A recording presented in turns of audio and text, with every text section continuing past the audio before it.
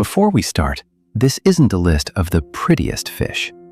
This is a list of fish that are actually worth keeping, because there's a huge difference. Some fish look incredible for the first week, then become stressful, boring, aggressive, or impossible to care for long term. So we're ranking them based on what really matters after months or years in the hobby. Personality, hardiness, compatibility, behavior, and overall fish keeping experience. F tier, fish most people should avoid. D tier, overrated fish. C tier, good but with problems. B tier, genuinely great fish. A tier, fish most hobbyists end up loving.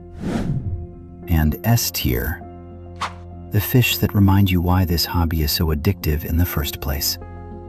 Let's start with the fish that disappoint people the most. F tier, the regret fish.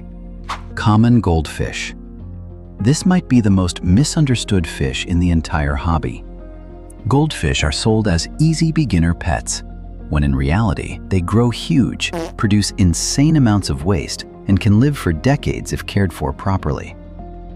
The problem isn't the fish. The problem is the information people are given. Most goldfish die young because they're trapped in tiny bowls that were never suitable to begin with. And honestly, the fact that bowls are still marketed for goldfish is one of the worst things in fish keeping.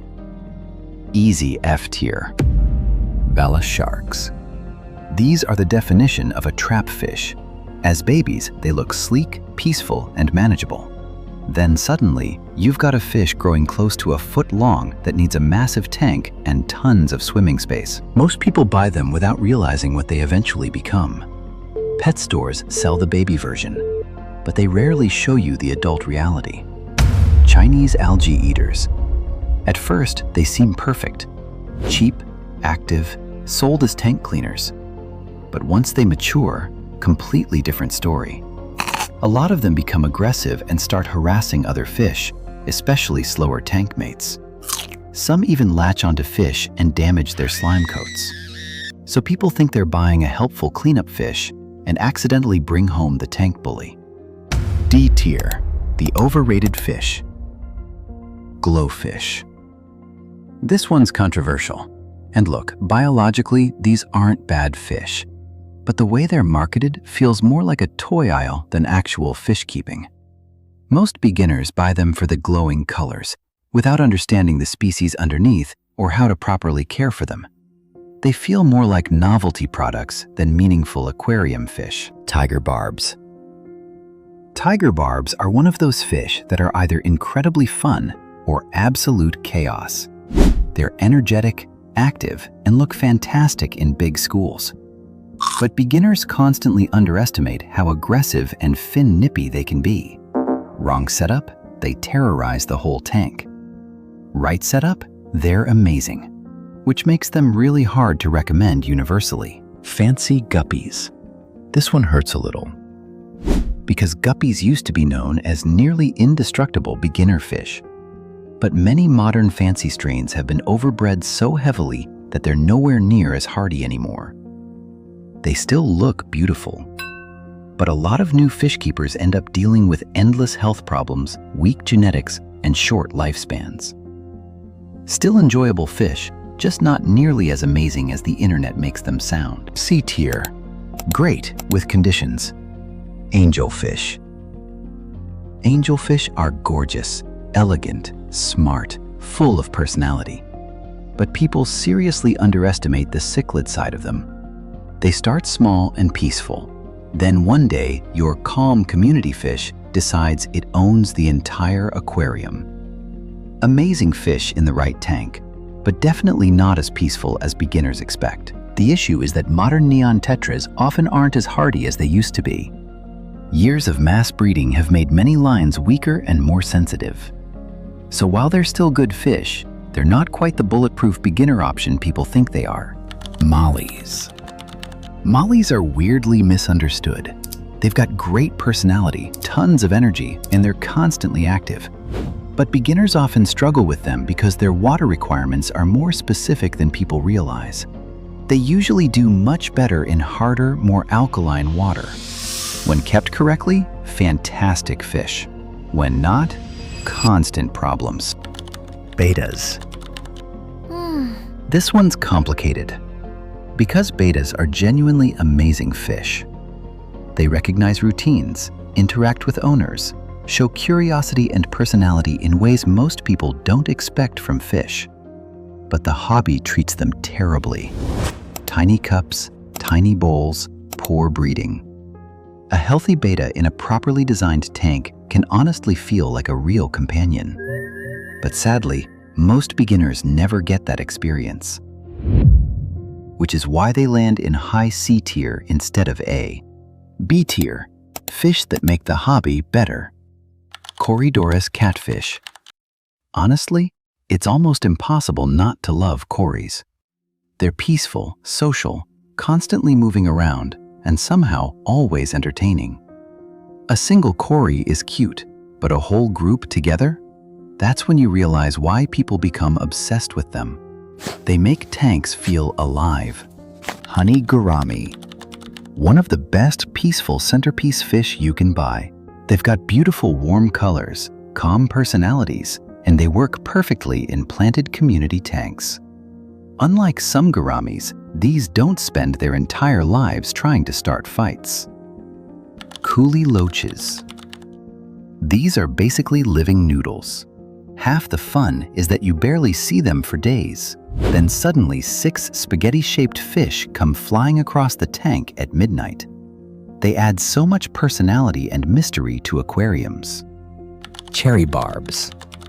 One of the most underrated beginner fish out there. Peaceful, hardy, colorful. Basically everything people hope neon tetras will be. They deserve way more attention than they get. Bristlenose plecos. One of the few algae eaters that actually lives up to the hype. They stay manageable in size, work hard, and have way more personality than people expect. And unlike common plecos, they won't outgrow your entire setup. A tier. Fish people fall in love with. German blue rams. These fish are definitely not beginner-friendly. But if you keep them successfully, they're unbelievably rewarding. They feel intelligent, curious, almost bird-like in behavior. Watching a bonded pair interact completely changes how many people see fish. Harlequin rasboras. These are the definition of understated beauty. Nothing flashy, nothing extreme. But a large synchronized school moving through plants looks unbelievably natural and calming.